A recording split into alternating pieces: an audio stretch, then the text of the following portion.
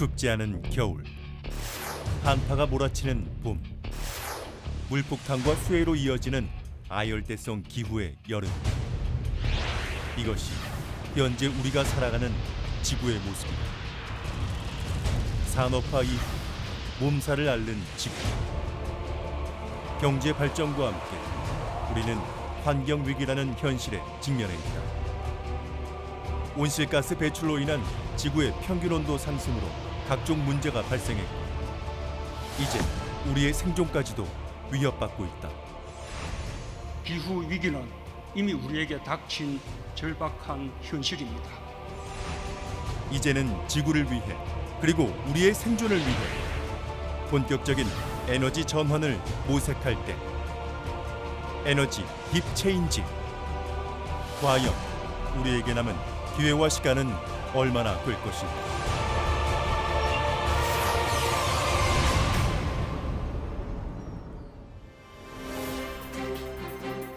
최근 기후 변화로 인해 수많은 문제에 직면한 전 세계의 나라들. 기온 상승, 해빙, 생태계 변화 등 심각한 문제들을 해결하기 위해 기후 변화 협약을 맺었다. 2020년에 만료 예정인 교토 의정서를 대체해 그 이후에 기후 변화 대응을 담은 파리 기후 변화 협약. 산업화 이전 수준과 비교해 지구의 평균 온도가 2도씨 이상 상승하지 않도록 온실가스 배출량을 줄이는 것이 그 목표이다. 독일의 MCC 연구소에서 운영 중인 카본 클락은 전 세계에서 배출되는 이산화탄소 양을 모니터링하는 프로그램. 지구의 평균 온도가 2도씨 상승하기까지 남은 시간을 보여주고 있다. 카본 클락을 통해 확인한 결과 우리에게 남은 시간은 겨우 25년 남짓. 이 시간은 점점 빠르게 줄어들고 있다. 지구적으로 1.5도 올라가게 되면 전 세계 산호초가 70 내지 90%가 죽습니다. 만약에 1.5도를 지키지 못하고 2.0도나 상승하게 된다. 그러면은 그 피해 수준이 지구 수면 해수면이 한 10cm 상승하고요. 북극 얼음이 100년에 한 번 다 사라졌던 현상이 10년에 한 번 다 사라진 정도로 이제. 근데 지금 현재 우리의 배출 추세는 한 3, 4도 상승을 향해서 가고 있습니다. 3, 4도로 갔을 때는 뭐 재앙에 가까운 이제 현상이 발생할 수 있겠습니다. 네. 우리 정부는 최근 기후 변화의 심각성을 인식하고 본격적인 대책 마련에 나섰다. 올해 연말까지 각계 전문가들의 의견을 모아 2050 장기 저탄소 발전 전략을 수립하겠다고 발표한 것이다. 에너지 전환이라는 것은 단순하게 에너지원이 화석 연료에서 그 친환경 에너지로 바꾸는 노력도 해야 되지만, 우리가 추진해야 되는 거버넌스라든지 어떤 주체 문제, 그다음 인센티브 문제가 모든 게 다 바꿔야 되는 아주 종합적인 과제라고 할 수 있습니다. 특히 중앙이 정부가 중심이 되던 거를 지역이 중심이 되고, 또 지역의 주민들이 많이 참여할 수 있는 에너지 시스템을 만들어야 되는 거고, 아울러 아까 말씀드린 바와 같이 분산형 에너지 시스템을 또 어떻게 구축하는지의 과제가 앞으로 중요한 과제가 될 것 같습니다. 에너지 전환의 본보기가 되는 나라 독일. 독일은 1990년대부터 정부와 기업, 국민이 힘을 합쳐 탈원전, 탈석탄을 추진해왔다. 체르노빌 사고 이후 반원전 흐름의 전환점을 갖게 된 독일은 후쿠시마 원전 사고 이후엔 2022년까지 모든 원전을 단계적으로 중단하겠다는 에너지 전환 정책을 추진하게 된다. Ja, eine große Antwort auf den Widerstand der Bevölkerung war ja tatsächlich der Beschluss, aus der Kernenergie auszusteigen. Also das ist ja zumindest von Seiten der Politik das ganz klare Signal gewesen, ja, wir haben verstanden, Kernenergie wird nicht akzeptiert in Deutschland. Es gibt keine Lösung für das Müllproblem, es gibt Sorgen und Ängste. Und das ist ja zumindest schon mal eine deutliche Antwort gewesen. 그렇다면 독일은 당초 계획했던 대로 에너지 전환에 성공했을까? 여러 연구를 통해 독일의 에너지 전환 정책을 뒷받침하고 있는 비영리 법인 에네르기벤데. 에네르기벤데에서는 독일에서 생산되는 재생에너지의 비중이 지난 2018년에 이르러 처음으로 석탄보다 높아졌다고 한다. 전체 전력 소비량에서도 재생에너지는 38.2%를 차지.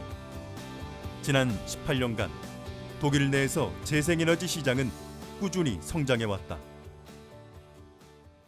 Windenergie aufgrund der Bedingungen im Wesentlichen im Norden von Deutschland. Und wir sind, eine der Herausforderungen ist, dass wir sozusagen die entsprechenden Stromleitungen bauen, um die Windenergie dann auch in die Verbrauchszentren zu bringen.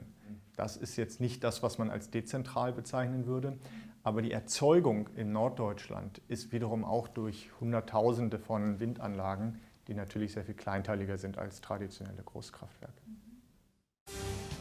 사실 신재생에너지로의 전환에 있어 가장 큰 걸림돌은 비용.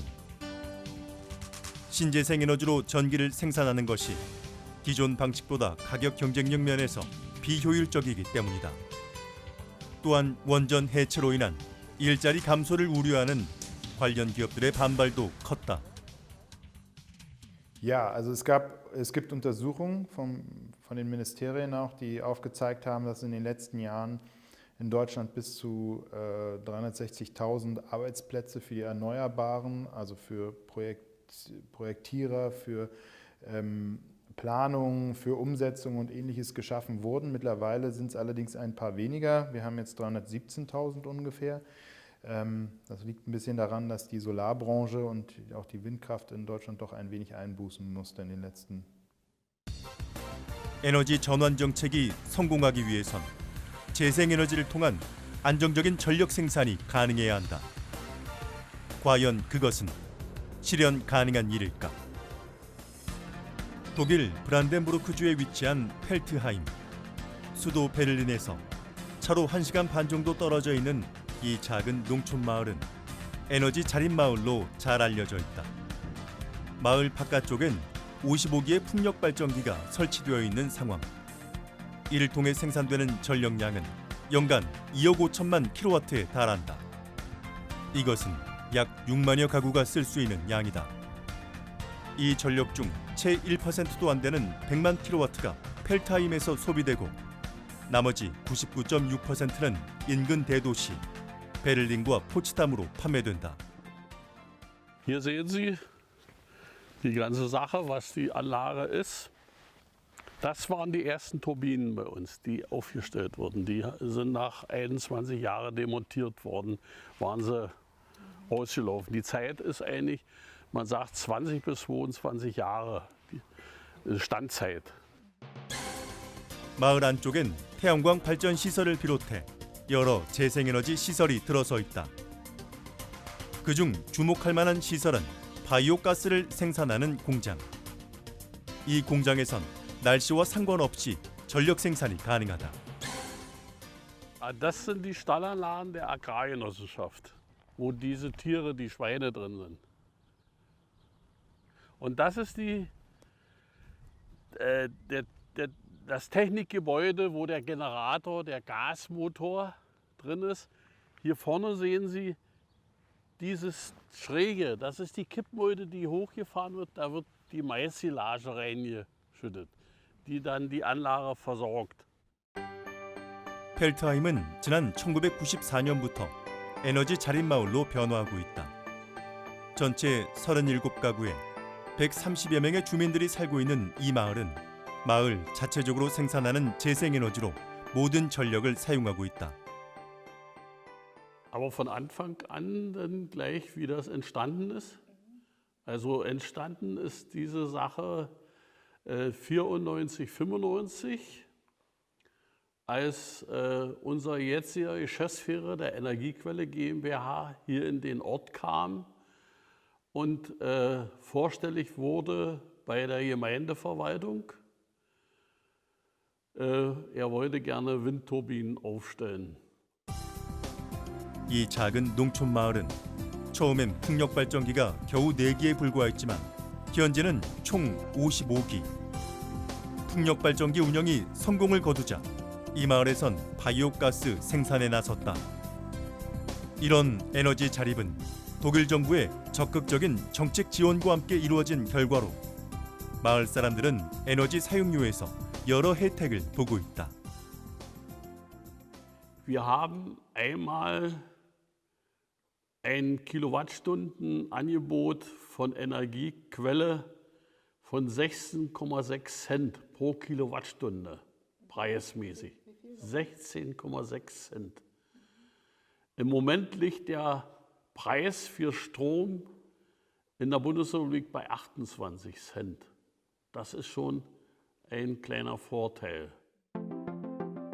앞으로 2050년까지 신재생에너지 비율을 95%까지 확장하겠다는 독일 정부. 이들은 에너지 발전에도 균형이 필요하다고 말한다.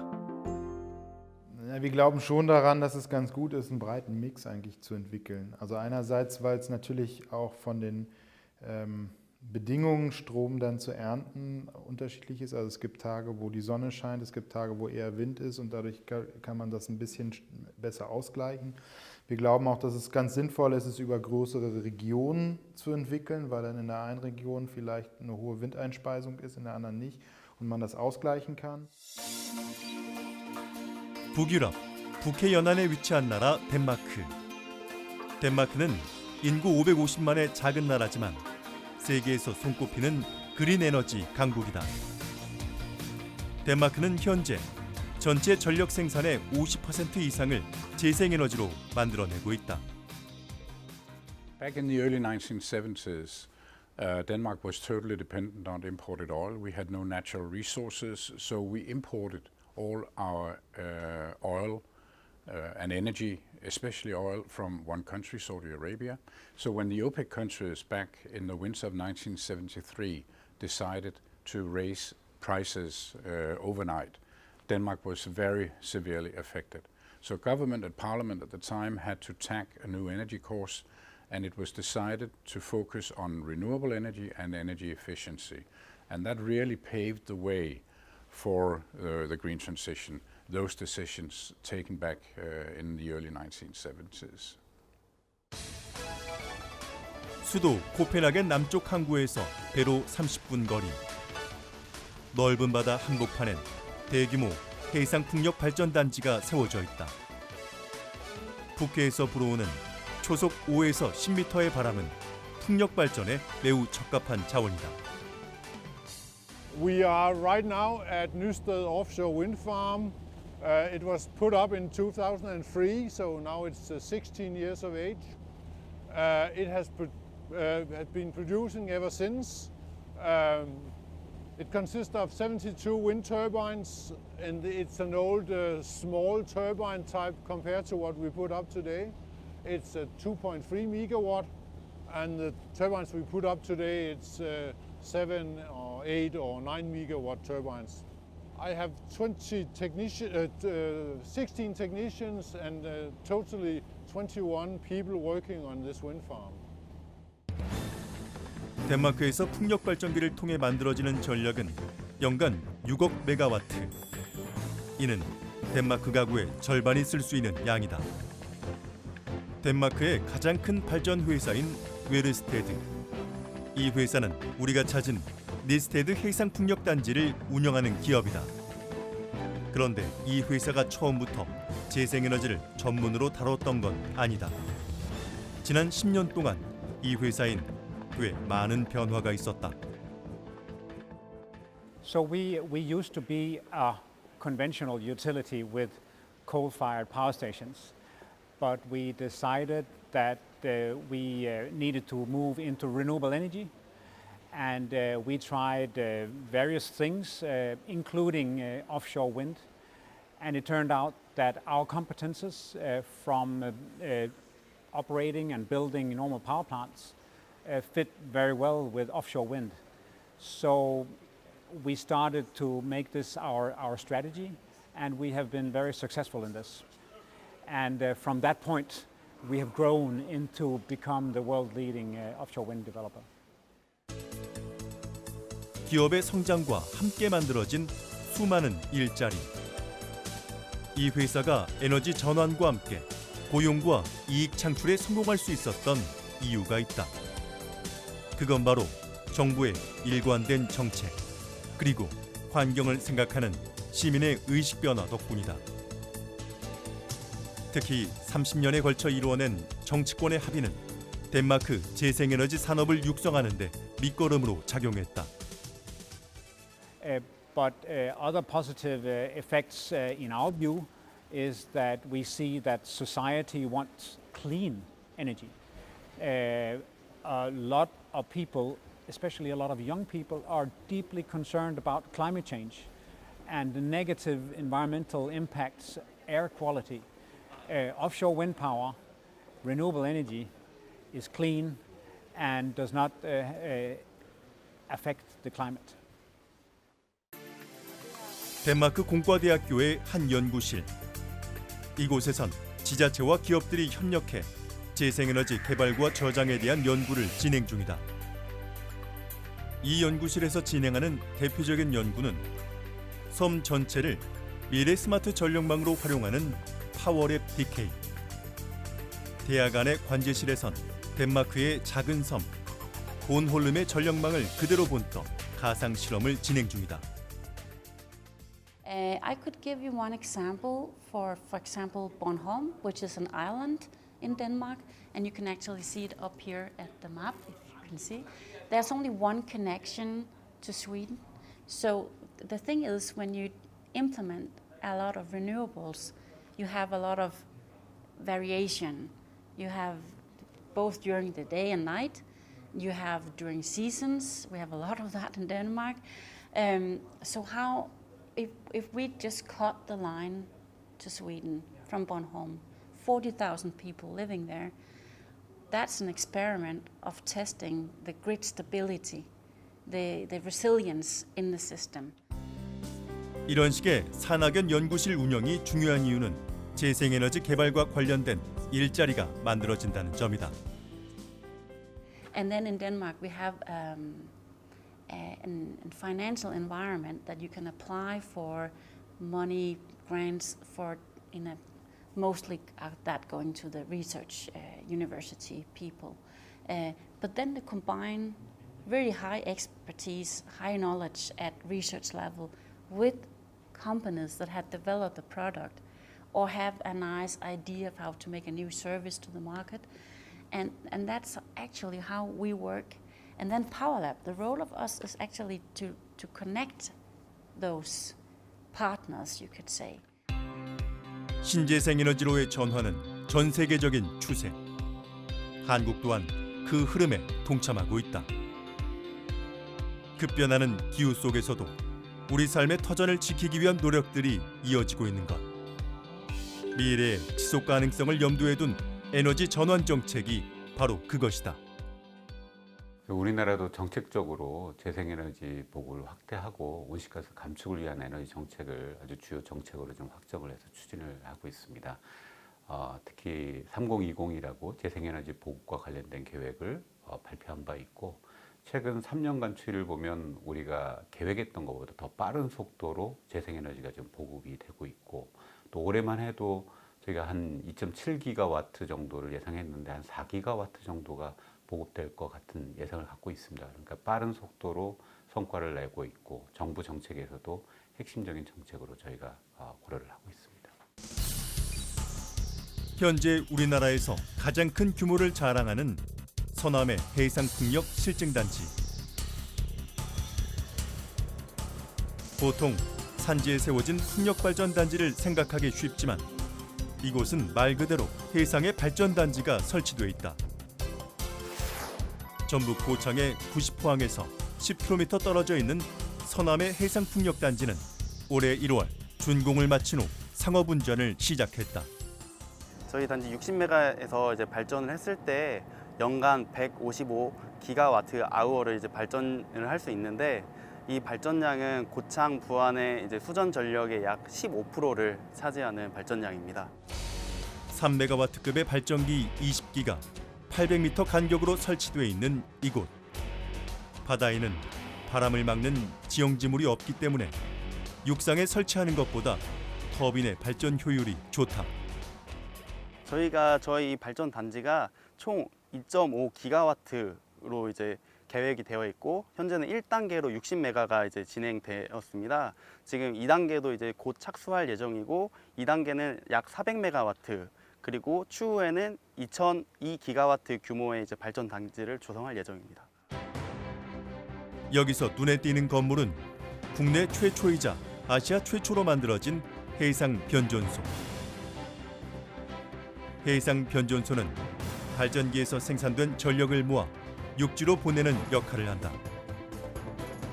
전기를 보내는 동안 전력 손실을 최소화하기 위해선 전압을 7배 가까이 높이는 작업이 필요하다. 저희가 총 3단계로 구성이 되어 있고요. 현재는 1단계인 60메가와트가 이제 건설이 완공되어서 이제 상업 운전 중에 있습니다. 그리고 400메가와트 2단계 사업이 예정되어 있으며 이제 추후에는 총 2기가와트의 사업 3단계 사업도 진행될 예정입니다. 앞으로 대한민국 해상풍력 발전의 기반이 되어줄 서남해 해상풍력 발전단지. 하지만 사업 초반엔 여러 가지 어려움이 있었다. 지역 주민들과의 마찰 때문이다. 주민 수용성은 해상풍력뿐만이 아니고 거의 모든 에너지 사업 분야에서 반드시 선결되어야 될 중요한 과제입니다. 저희 해상풍력의 경우에도 초기 실증 단계에서 어려움이 많았습니다만 시범 단계에서는 크게 4가지 정도의 비전을 가지고 접근을 하고 있습니다. 첫 번째로는 제도화를 통한 안정적인 지원 사업을 실시하고요. 두 번째는 대체 의장 마련, 또 수산업 공존 연구를 통한 실질적 소득 증대 방안 강구. 세 번째는 주민의 참여를 통한 환경 영향 분석의 신뢰성 확보. 네 번째는 협의체를 통한 투명한 의사결정으로 수용성을 제고하는 그런 내용이 되겠습니다. 한국형 그린 뉴딜의 바로미터가 될 이곳. 이 단지를 운영하는 한국해상풍력은 어떤 비전을 갖고 있을까? 지역의 지지를 기반으로 하고 있는 사업인 만큼 지역사회의 협력, 또 인연 이런 것도 굉장히 중요시해야 될 그런 상황이라고 생각을 합니다. 그래서 공정하고 투명한 경영과 지역 협력을 통해서 2가지 목적을 다 달성할 수 있어야 된다라고 그렇게 생각을 하고 있고요. 마지막으로 하나를 든다면 저희 한국해상풍력 직원들의 어떤 전문성 확보를 위한 노력이 필요하다고 봅니다. 현재 풍력 발전과 함께 국내 신재생에너지의 한 축을 담당하는 건 바로 태양광 발전. 새만금에는 세계 최대 규모의 수상 태양광 발전 사업이 추진될 예정이다. 정부의 그린 뉴딜 정책에 발맞춰 진행되는 이 사업은 기존의 태양광 단지와는 약간의 차이를 보인다. 일반적인 저수지에서 사용하고 있는 수상 태양광하고 저희 새만금 단지에서 하고 있는 수상 태양광하고는 약간의 차이는 좀 있습니다. 모든 것은 물에서 하고 있다라는 것에서 동질성은 있지만은 이쪽 새만금 지역이 내수면이 아직도 염분이 있기 때문에 염해, 그 다음에 워낙 대단지이고 넓기 때문에 파고 거기에 대한 저감 대책과 염해에 대한 방지 대책을 어떻게 세우느냐에 따라서 이 사업의 성패가 더 좌우될 것 같습니다. 지구온난화와 미세먼지 등 각종 기후변화의 원인으로 지목되고 있는 온실가스. 최근 국제사회는 온실가스를 줄일 수 있는 청정에너지로 수소를 주목하고 있다. 알칼리 물전기 분해 방식으로 생산되는 수소는 그야말로 CO2 배출이 전혀 없습니다. 그렇기 때문에 CO2 배출이 전혀 없으니까 환경적으로 위해도 가지 않고 전기에너지와 물만 있다면 바로 생산이 가능한 수소. 이렇게 생산한 수소는 언제든지 산소와 결합해 바로 전기에너지로 변환이 가능하다. 수소는 저장과 운송이 가능해 보존성이 낮은 전기에너지의 단점을 극복하는 것이 가능하다. 정부는 이런 수소의 가능성을 높이사 수소 경제 로드맵을 구축했고 국무총리를 중심으로 하는 제1차 수소경제위원회를 발족했다. 이제 재생에너지와 수소 중심의 이른바 수소경제로의 전환이 가속화되고 있습니다. 이러한 문명사적인 전환을 둘러싸고 많은 국가들이 기회의 선점을 위해 경쟁하고 있습니다. 또한 코로나19는 석유 중심 시대와 결벌을 확인하는 결정적 계기가 되었습니다. 화석 연료에 대한 수요 감소와 공급 과잉으로 인해 석유 회사들마저 석유 대신 탈탄소, 클린 에너지에 대한 투자를 확대하고 있습니다. 수소경제위원회는 이러한 변화에 우리가 뒤따라갈 것인가, 퍼스트 무버가 되어서 앞서갈 것인가에 대한 질문에 답을 하는 자리입니다.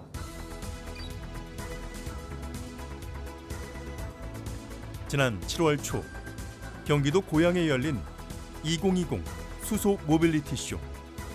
수소의 생산과 저장, 그리고 운송에서 모빌리티까지 수소 산업 생태계 전반을 한눈에 볼 수 있는 자리다. 지금까지 휴대전화에 들어갈 리튬형 배터리를 생산해온 기업. 지난 2004년부터는 연료전지 사업으로 방향을 전환해 수소 시장에 뛰어들었다.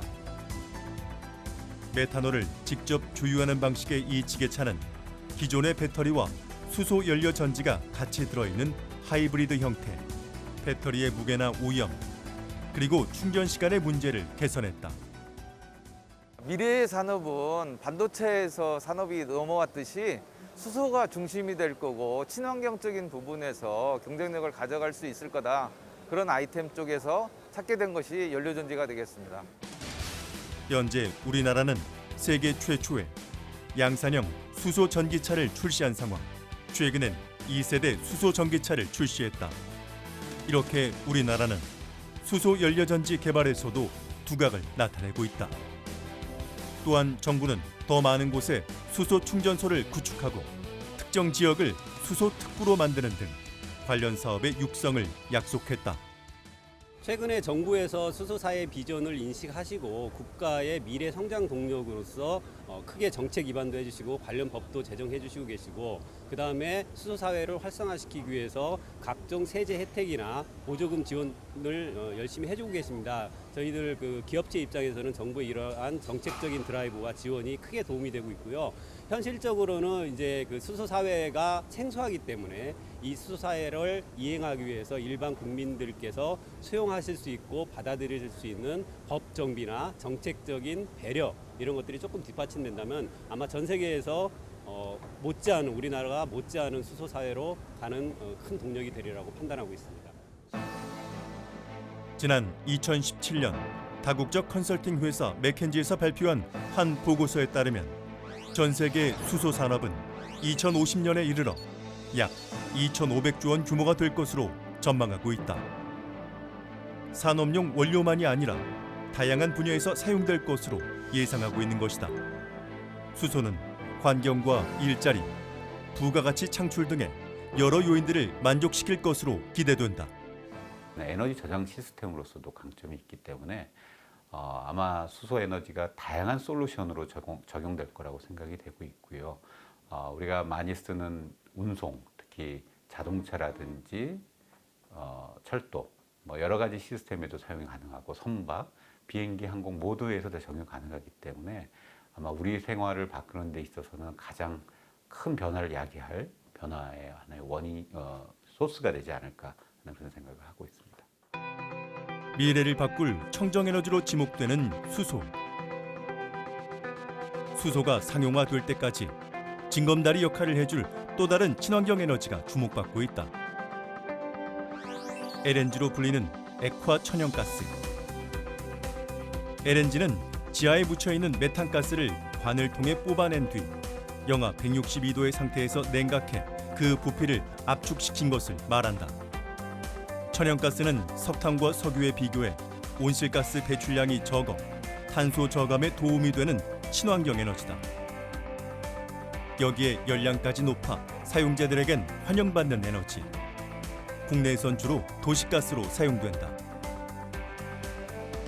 정제 과정을 거치기 때문에 추출 성분이 순수한 것은 물론 부피도 훨씬 작아 저장과 운반에도 용이하다. 천연가스는 깨끗하고 편리하고 안전하고 안정적으로 공급이 가능한 경제적인 에너지원입니다. 천연가스는 연소 시 공해물질을 거의 발생하지 않는 무공해 연료이고 배관을 통하여 공급되므로 별도의 수송이나 저장 없이 모든 가구에서 편리하게 이용할 수 있습니다. 또한 공기보다 가벼워 누출되어도 쉽게 날아가 버리기 때문에 폭발의 위험이 전혀 없고 석유보다 전 세계에 광범위하게 존재하기 때문에 장기적으로 안정적으로 공급이 가능합니다. 그리고 다른 연료에 비해 열 효율이 높고 경제적이어서 냉난방은 물론 광범위한 산업에 다양하게 적용되고 있습니다. 전국 400여 곳에 공급관리소를 운영 중인 한국가스공사. 천연가스 공급의 효율성을 확보하기 위해 배관 설비 관리에도 철저히 하고 있다. 가스공사에선 배관 누수나 오차율을 평가하는 연구도 활발히 진행 중이다. 배관을 검사할 수 있는 가장 핵심적인 기술은 인텔리전트 피그라고 불리고요. 이 인텔리전트 피그는 마치 내시경처럼 배관 속을 지나가면서 배관을 검사할 수 있는, 배관이 결함이 있다든지 기하학적으로 휘어 있다든지 그런 것들을 검사할 수 있는 기술을 인텔리전트 피그라고 그럽니다.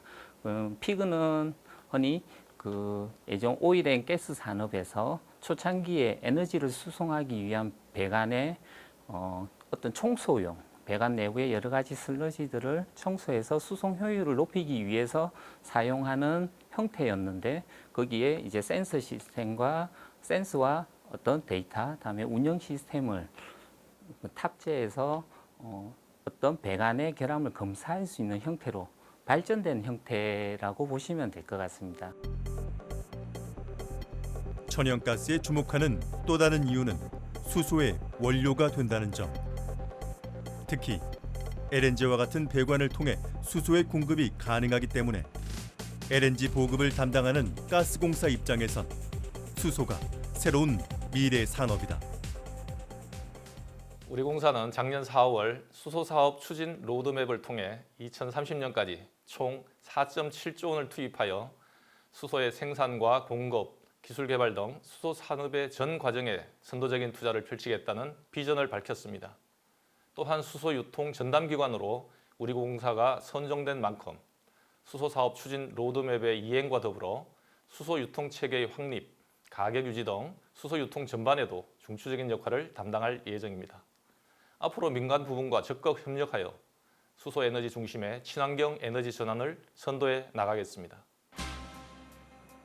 최근 새롭게 주목받는 에너지인 만큼 수소는 각종 연구 개발이 활발하게 진행 중이다. 생산부터 운송과 저장 등 여러 분야에서 동시에 연구가 진행되고 있다. 수소사업 관련해서는 전 세계적으로 상용화 초기 단계에 있습니다. 그래서 이 많은 연구 개발들, 그러니까 수소가 주요 에너지원으로 등장하기 위해서는 많은 연구 개발들이 있어야 되고, 그 연구 개발에 있어가지고 이 중요한 부분들은 이 친환경 수소를 어떻게 만들 것이냐, 얼마나 싸게 만들 것이냐에 대한 이 수준의 기술 개발들이 이제 첫 번째 과제입니다. 두 번째는 이 수소 역시도 에너지의 이 수송이나 운송에 있어가지고 이 효율성들이 중요시 여기기 때문에 수송을 어떻게 할 것인지, 저장을 어떻게 할 것인지에 대한 연구 개발 과제들이 있습니다. 세 번째로는 활용 부분에 있어가지고 이 대부분 외산 자재로 이제 건설이 되고 있는 충전소가 국산화되는, 기자재가 국산화되는 이 과정들을 좀 밟는 것들, 이것들이 이 세 번째 분야 중요한 연구 개발 과제입니다. 인천에 위치한 한국가스공사의 수소연구소. 이곳에선 수소차에 수소를 주입할 때 차에 주입되는 수소의 정확한 양을 측정하는 연구가 한창이다. 전 세계적으로 수소의 무게를 측정할 땐 많게는 30%의 오차가 발생하고 있는 상황. 앞으로 있을 수소 상거래를 위해 이 오차를 줄이는 것이 매우 중요하다. 가스공사가 유통을 전담하게 됐기 때문에 수소 상거래 사회를 위해서 유통을 하다 보게 되면 이제 서로의 신뢰관계, 물론 기업과 개인 간의 신뢰성도 중요하지만 기업과 기업과의 상거래에 있어서는 대용량을 다루기 때문에 매우 큰 비용이 서로의 신뢰를 통해서 확보가 돼야 됩니다. 그렇기 때문에 수소 사회를 앞당기기 위해서는 이런 신뢰성 확보가 가장 급하기 때문에 본 연구를 통해서 신뢰성 확보에 아마 한 걸음 더 가까이 다가갈 수 있지 않을까 기대를 하고 있습니다. 사실 수소 산업은 아직 상용화되지 않은 기술이 대부분. 그래서인지 전 세계적으로 수소 산업은 관련 기술 확보와 함께 상용화에 대한 갈망이 크다. 국내에선 수소 기술의 개발은 물론 관련 설비의 국산화를 위해 고군분투 중이다. 수소 충전소의 프리쿨러, 열감기 부분에 대해서 국산화로 성공을 했고, 그게 이제 일본에서 2년 전에 1억 2천을 제시를 했었는데 현재는 이제 4천만 원 정도 수준까지 떨어져 있고, 국내 기술로 제작한 것도 대략 4천만 원 정도로 해가지고 동일한 가격에 형성되는 걸 확인할 수 있고, 가격이 벌써 여기서만 하더라도 40%에서 30% 가까이, 정확하게는 70%의 가격이 떨어지게 된 거기 때문에 국산화가 이루어지면 이루어질수록 이제 수소 충전소의 가격 자체가 내려간다고 볼 수 있죠. 가스공사에선 수소 산업을 국가 핵심 산업으로 성장할 수 있도록 각종 인프라를 구축하는 데 집중하고 있다. 지금껏 가져온 에너지 관련 노하우를 활용해 수소 생태계를 적극 육성할 방침이다. 친환경 에너지로의 전환은 시대적 요구사항입니다. 기존 화석 에너지에서 친환경 에너지로 전환되는 시점에서 천연가스는 가교의 역할을 하는 브릿지 에너지로서 그 역할이 더욱 중요해졌을 뿐만 아니라 지속 가능한 에너지로 부각되고 있습니다.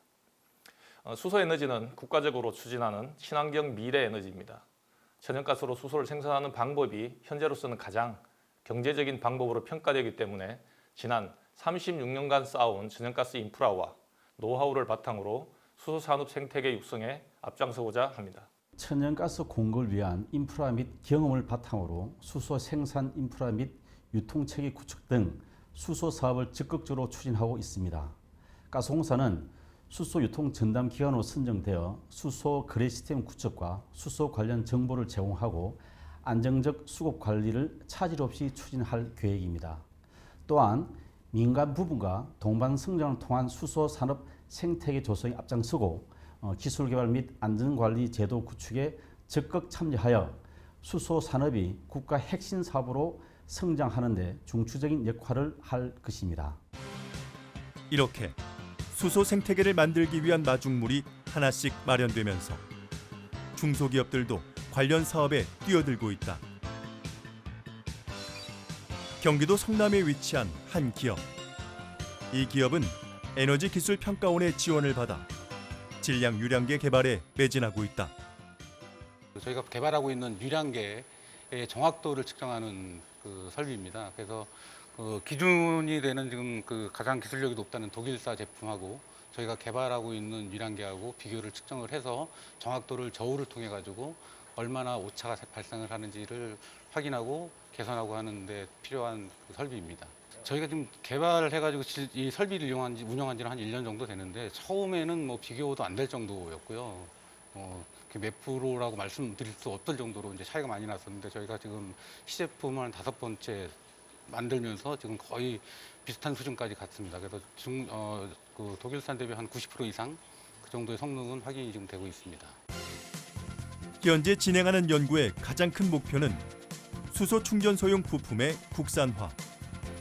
수입에 의존하던 설비를 국산화한다면 지금의 절반 가격으로 수소 공급이 가능해진다. 그런데 이 제품을 상용화하기 위해선 반드시 넘어야 할 산이 있다. 상용화를 하기에 가장 큰 걸림돌 중에 하나가 사실은 인증입니다. 인증을 해야지만 저희가 상용화를 해서 충전소에 연결을 시키는데 지금 안전 문제로 인해서 지금 현재 개발 단계에 있는 거는 연결을 하지 못합니다. 그런데 다행히도 수소 규제자율 투구가 이제 충남 테크노파크 주관으로 해서 지금 설정이 돼 있습니다. 그래서 그거를 저희가 참여 기관으로 지금 돼 있고요. 그래서 그 과제를 진행을 하면서 인증 관련된 거를 저희가 방법 기본으로 해서 다 완료를 한 다음에 연결을 해서 진짜 수소 충전소에서 실증 사업을 할 계획으로 좀 있습니다. 충남 아산에 위치한 호서대학교. 이곳에선 수소에너지를 연구하는 여러 기관들과 함께 산학협력단을 구성했다. 이곳에선 수소 전문 인력을 양성하고 수소 충전소에 사용되는 디스펜서와 각종 밸브, 그리고 센서 등을 국산화하는 것이 중요한 목표다. 이 산학협력단의 수장인 이태콩 교수. 그는 앞으로 수소와 관련된 일자리가 더 많이 생겨날 것으로 보고 있다. 제가 봤을 때는 수소 충전소 관련해서 생산 관련 사업, 그다음에 저장 관련 산업, 요것들은 중소기업 규모의 산업은 한 10개 정도 산업체가 생길 수 있다라고 보여져요. 무슨 말이냐면 수소 추출기를 갖다가 이제 우리가 그 수소 추출기를 만드는 기업이 있다라고 하면은 우리나라 수소 충전소 개수가 제가 아까 말씀드린 대로 2025년도까지 600개라고 하면은 한 예를 들어서 이제 한 뭐 맥시멈 600개의 수소 추출기가 2025년까지 필요하다는 이야기가 될 것입니다. 그러면은 그 수소 추출기 가격이 이제 뭐 하나에 5억이다라고 했을 때 600개 같으면은 뭐 5, 6이 3천억 정도의 이제 시장 규모가 되는 거고요. 디스펜서도 그 가격 정도의 시장이 규모가 될 것 같습니다. 그 다음에 이제 부품 센서류도 그건 한 절반 정도. 그렇게 하면은 3천억, 한 2천억 정도 되니까 한 8천억 정도 시장 규모가 수소 충전소에서는 생성되리라고 보고요. 천연 자원이 풍부한 나라 호주. 호주는 화석연료 수출 대국으로도 잘 알려져 있지만 이제는 신재생에너지 수출 국가로 도약 중이다. 넓은 국토와 낮은 인구 밀도를 가진 호주는 재생에너지 생산에 관해선 천혜의 조건을 갖추고 있는 나라. 이들은 평범한 일상 속에서 신재생에너지 활용에 도전하고 있다. 퀸즐랜드 주에 자리한 그리피스 대학. 브리즈번 도심에서 조금 벗어난 이 대학의 한 캠퍼스에선 신재생에너지를 적극 활용한 공간을 만날 수 있다. 외벽이 온통 태양광 패널로 둘러싸인 친환경 건물. 이 건물 전체는 대부분 재생에너지로만 운영 중이다. So in this building we have about 300 kilowatts of solar generation available. The batteries initially get topped up. Then we create hydrogen from the electrolyzer in the building behind me here.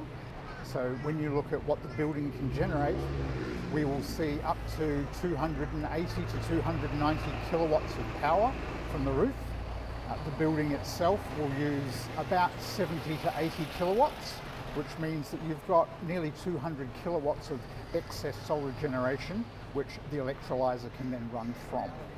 The electrolyzer uses clean water generated from a reverse osmosis plant in the building behind me.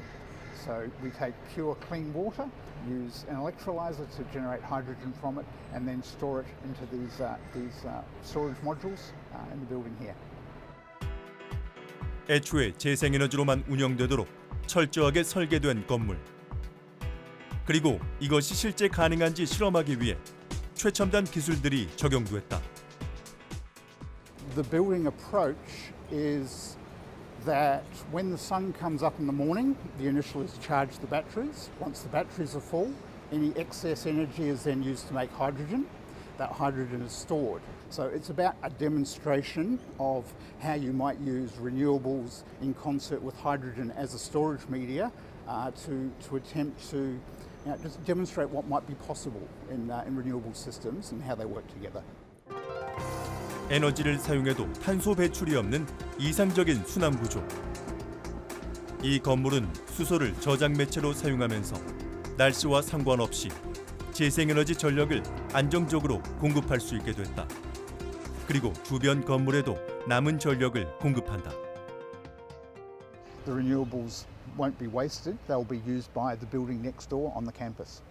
So the benefits of being connected to the wider grid from a renewables perspective is that you don't waste any of the extra energy that you may produce in a system. 호주의 대표 연구기관인 호주 연방과학원. 이곳에선 수소 생산과 관련된 여러 연구를 진행 중이다. 현재 전 세계 수소 생산량은 약 7천만 톤. 이 중 절반이 암모니아 생산에 쓰이고 있다. 수소를 이용해 생산된 암모니아는 다시 수소를 저장하고 운송하는 데 이용하는 것이 가능하다. 수소는 암모니아 형태로 저장하면 저장 용량이 2배로 늘어난다. Australia can capitalise on this technology by setting itself up as an ammonia export superpower. Effectively, we've got vast areas where we can set up solar and wind farms to generate renewable energy to make ammonia. And then this technology would be used at the actual end use of the hydrogen. So we would be using our membrane technology to actually separate and purify the hydrogen at the point of use. So like at say a refueling station. 암모니아를 이용한 수소 저장과 운송 기술은 재생에너지의 규모를 키우고 저탄소 배출을 지향하는 호주 정부와도 그 뜻이 맞아떨어진다. We have emission points from millions of vehicles around the world. Very difficult to reduce emissions there. Much easier to reduce the emissions where you make the fuel or you make the electricity that fills the batteries. And that's where things like hydrogen-based energy systems can help us. We can have zero emissions at the point of use of the energy, and we can make that hydrogen using renewable and fossil fuel sources to start with, and have a means of removing the emissions, the CO2 emissions particularly at the point of manufacture. 서호주 정부에선 그 지역에서 배출되는 탄소량을 줄이기 위해 재생이 가능한 수소 에너지를 천연가스와 혼합하도록 설계했다. 친환경 실천과 수소 에너지 시장의 확장 가능성을 함께 잡겠다고 나선 것이다. Well, renewable hydrogen obviously needs massive renewable energy resources. So we have got in our state, we're a very big state, we have got some of the highest level of solar resources in the world, and also some very high wind resources. Now these, at the same time, we have wide open spaces. We have a very low density of population. We've got 2.5 million people spread across a third of a continent. So we've got lots of space and opportunity to build very, very large-scale solar and very large-scale wind projects, and those coming together really provide the ideal base. 전 인류가 오랫동안 익숙하게 사용해온 탄소 에너지. 이로 인해 지구 환경이 파괴되고 기후 변화가 가속화되는 것은 우리 눈앞에 직면한 과제다. 이제는 낯설고 어렵지만 청정한 미래, 그리고 지속 가능한 미래를 향해 나아갈 때 환경과 기후 문제는 우리 생존과 직결되어 있다. 이게 바로 우리가 신재생 에너지 개발에 더 노력을 기울여야 할 이유일 것이다.